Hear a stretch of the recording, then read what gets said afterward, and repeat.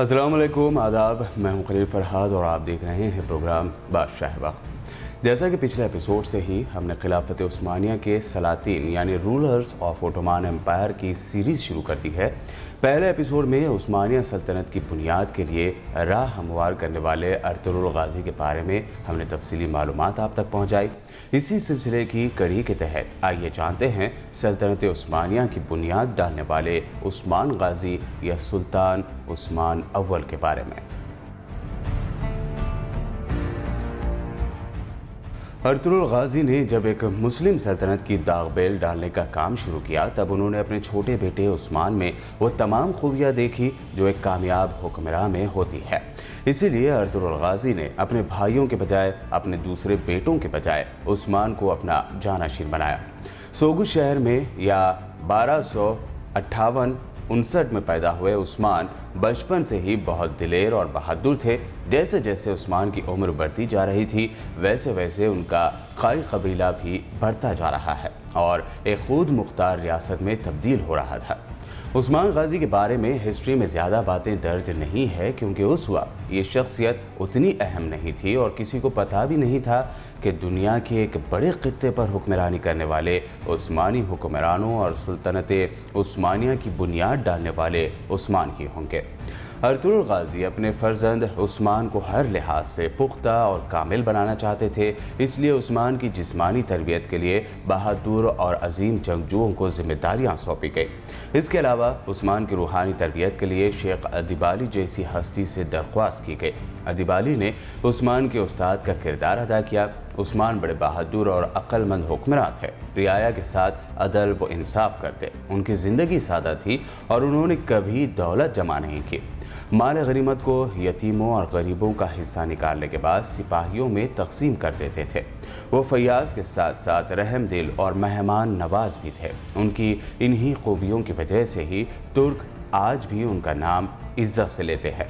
عثمان غازی کی وفات کے بعد یہ رواج ہو گیا تھا کہ جب کوئی بادشاہ تخت پر بیٹھتا تو عثمان غازی کی تلوار نئے بادشاہ کی کمر سے باندھی جاتی تھی اور دعا کی جاتی تھی کہ خدا نئے بادشاہ میں بھی عثمان غازی ہی جیسی خوبیاں اور صفات پیدا کر۔ یورپ کی افواج میں دہشت پیدا کرنے والی روم کی قدیم سلطنت جیسی سلطنت عثمانیہ آخر زوال پذیر کیوں ہوں گے؟ اس کے بارے میں ترکوں نے دوبارہ غور کرنا شروع کر دیا ہے۔ ارطغرل غازی، عثمان غازی اور باربروس جیسے ڈرامے اسی بات کا اشارہ ہے۔ بہرحال ہم بات کر رہے ہیں عثمان غازی کی جنہوں نے ایک مضبوط اسلامی سلطنت قائم کی۔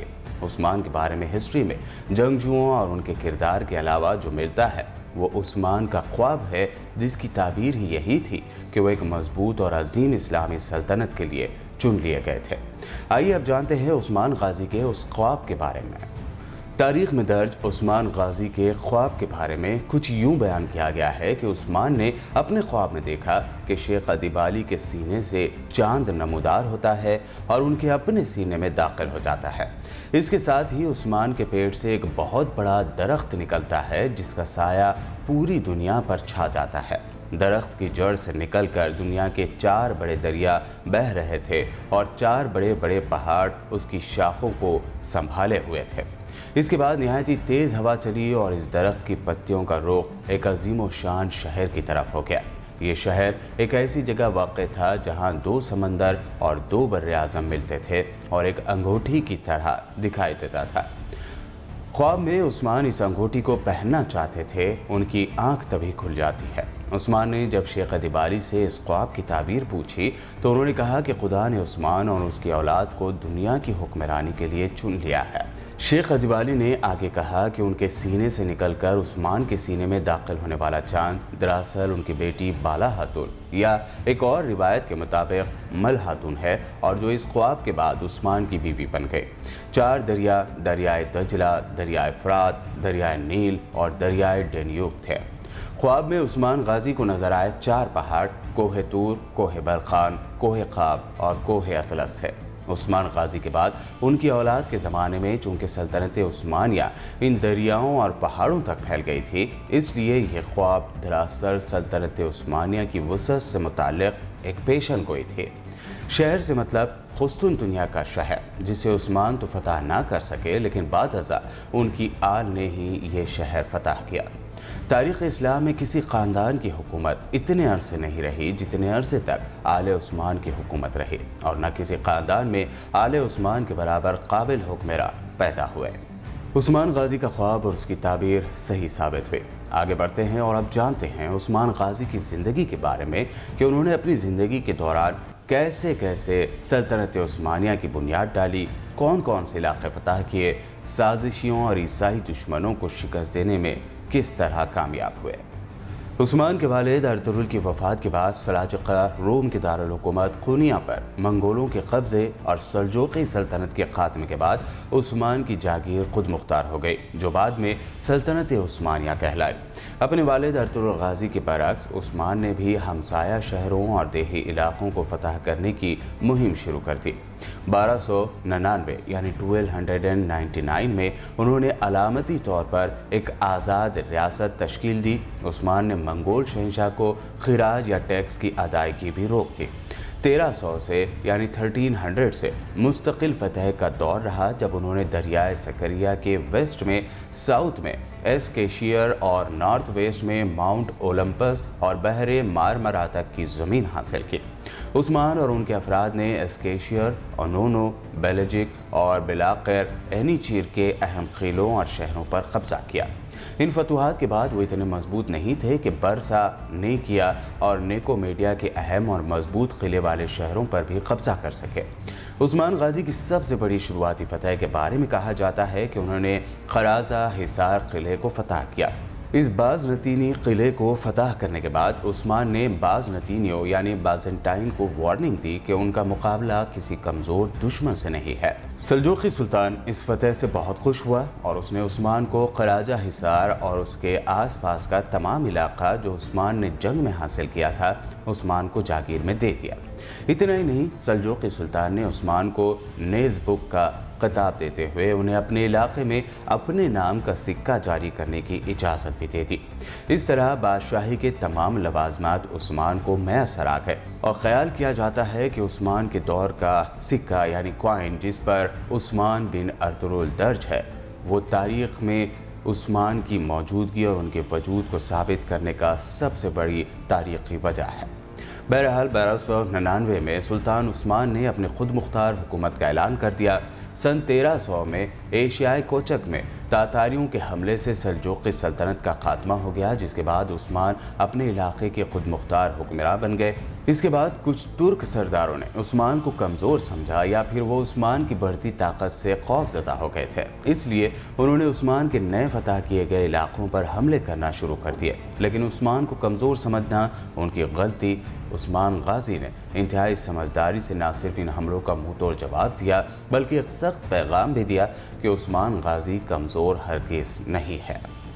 سن 1300 یعنی 1300 میں اینی شہر جو کہ برسا کا ایک ضلع تھا، اسے فتح کر کے عثمان غازی نے اپنی اس نوزائیدہ یعنی نئی سلطنت کا دارالحکومت بنایا۔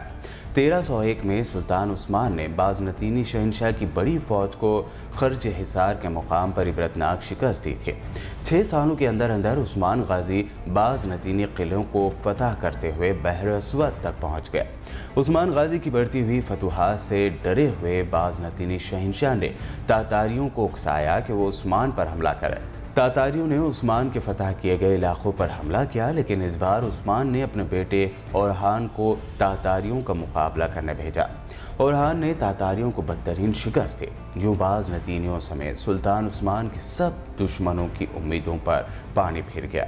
عثمان غازی کی بڑھتی سلطنت کے درمیان کوئی رکاوٹ تھی تو وہ تھا بازنٹائن بادشاہ کا اہم شہر برسا، جسے فتح کرنے سے عثمان غازی کی بہت حد تک اپنی سلطنت کو محفوظ کرنے کی خواہش پوری ہوتی تھی۔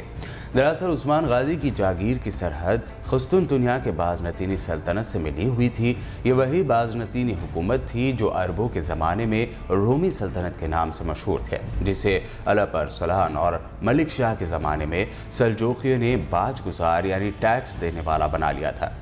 अब ये बाज़नतीनी सल्तनत यानी बाज़ेंटाइन एम्पायर बहुत कमज़ोर और छोटी हो गई थी, लेकिन फिर भी उस्मान खान की जागीर के मुकाबले में बहुत बड़ी और ताकतवर थे। बाज़नतीनी क़िलादार उस्मान की जागीर पर हमले करते रहते थे, जिसकी वजह से उस्मान और बाज़नतीनी हुकूमत में लड़ाई शुरू हो गई थी। 1317 में सुल्तान उस्मान गाजी ने निहायती अहम शहर बरसा का मुहासरा किया। ये मुहासरा तूल पकड़ गया, यहाँ तक कि मुहासरे के 6 साल बाद 1323 में सुल्तान उस्मान की वफ़ात हो गई। उन्होंने मरते वक्त अपने बेटे ओरहान को अपना जानशीन मुकर्रर किया। सुल्तान ओरहान ने बरसा का मुहासरा जारी रखा और 1326 में बरसा पर ओरहान ने फतह हासिल की। कहते हैं कि करीब 10 साल तक बरसा का मुहासरा जारी रहा। सुल्तान उस्मान की वफ़ात के मुतालिक 2 रिवायत है। 1323 या 1324 में सुल्तान उस्मान की वफ़ात हुई। कुछ रिवायत के मुताबिक बरसा की फतह के वक्त वो बिस्तर मर्ग पर थे। बरसा फतह होने के बाद उनकी वफ़ात हुई। मरने से पहले उन्होंने अपने बेटे ओरहान को तवील नसीहत की, लोगों में अदल व इंसाफ की तलक़ीन की। सुल्तान उस्मान की क़ब्र बरसा तुर्की में ही वाक़ है। उस्मान गाजी की ज़िंदगी के एक वाक़े पर कुछ लोगों को तनक़ीद करने के लिए उस्मान के हाथों अपने चचा के कत्ल की वारदात का बहाना लिया जाता है। दरअसल सुल्तान उस्मान ने अपने चचा धुंधार बे को खुद तीर मारकर हलाक किया था। यह सल्तनत उस्मानिया में अपने ही ख़ानदान का पहला कत्ल था। धुंधार को इसलिए मारा गया क्योंकि वो बाज़नतीनी उमरा यानी बाज़ेंटाइन गवर्नर से इत्तेहाद कर रहा था। उसके अलावा वो फ़ौज के हौसले भी पस्त कर रहा था यानी कमज़ोर कर रहा था। सुल्तान उस्मान के इजलास में वो दुश्मन को ताकतवर कहकर जंग न करने का मशवरा देता। दरअसल हमें आज के लिहाज से यह कत्ल बहुत मायूब नज़र आएगा, लेकिन इस दौर के लिहाज से यह मामूली वाक़या था। सज़ा देने और इंसाफ करने में उस वक्त देर नहीं की जाती थी। सल्तनत उस्मानिया की पहली मस्जिद उस्मान गाजी ने ही बनवाई। बहरहाल सल्तनत की फतूहात का यह अजीम सिलसिला उस्मान गाजी के जानशीनों ने जारी रखा, लेकिन 1402 में तैमूरलंग ने अनातोलिया पर हमला कर दिया और उस्मानी सुल्तान बायज़ीद एल-दरम शिकस्त खाने के बाद गिरफ्तार हो गए। लेकिन ये उस्मानियों की बहादुरी और उलूल अज़्मी थी कि उन्होंने अपनी ख़त्म होती हुई सल्तनत को न सिर्फ जल्द बहाल किया, बल्कि चंद ही दहाइयों में फ़तह कुस्तुनतुनिया जैसी तारीख़ के अजीम तरीन फ़तह हासिल की। इस फ़तह से उस्मानियों का वक़ार दुनिया भर में बुलंद हुआ। आज के एपिसोड में बस इतना है। हमारे चैनल को सब्सक्राइब और इस वीडियो को शेयर करना बिल्कुल भी ना भूलें। मिलते हैं अगले एपिसोड में, तब तक के लिए आपके होस्ट खलील फरहाद को दीजिए इजाज़त। देखते रहिए BPN चैनल।